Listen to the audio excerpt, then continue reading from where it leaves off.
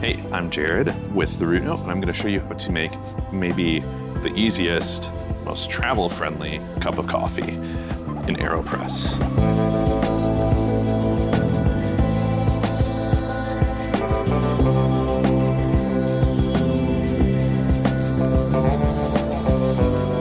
So our recipe is really easy. We're going to use 13 grams of coffee, 200 grams of water, and all we need is some time and some hot water. So this is perfect for camping, hotels, on the go.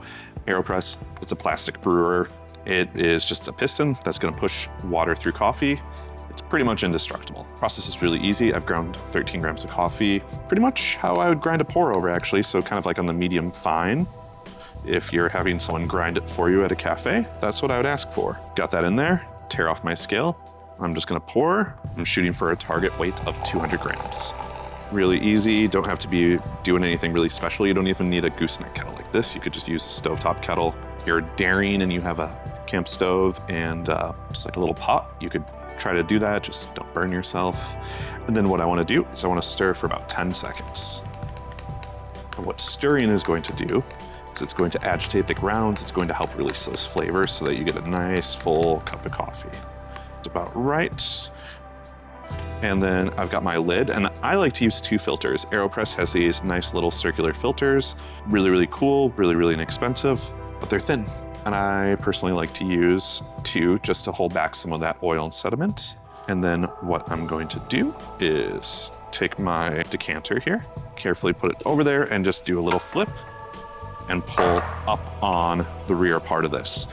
What that's going to do is it's going to kind of create like a little air gap so that the coffee can essentially do what a French press does, and it's just gonna brew by immersion. It's gonna sit there, it's gonna get delicious. We're gonna wait 3 minutes total from when I started the water, and then slowly push down for about a minute, up to a minute. It can be 35, 45, 55 seconds if you're spicy. I'm using the same coffee that I used for a V60 Cafe Lojo from Idle Hands. It's a beautiful Mexican coffee. With this particular brew method, since it's largely immersion and it's a little thinner paper, you're gonna get a little bit more body, a little bit more oomph, what people think of when they think of coffee. Really, really nice part about an AeroPress is it's that nice, robust, fast, easy cup of coffee. And because they're brewing smaller cups, you can drink even more cups of coffee without getting too weird.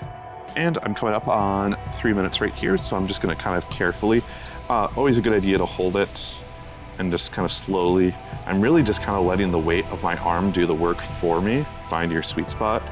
It's just gonna force the water through the ground. AeroPress is cool because there's kind of no wrong way to do it. It usually turns out pretty decent. This is just kind of an easy go-to, get a new coffee, kind of trying to figure out what to do with it sort of recipe.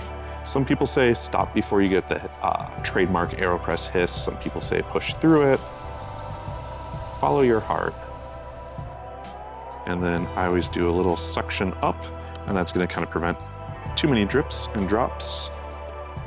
And now I've got yummy tasting cup of coffee. And I'm ready to go. Awesome, thanks for watching.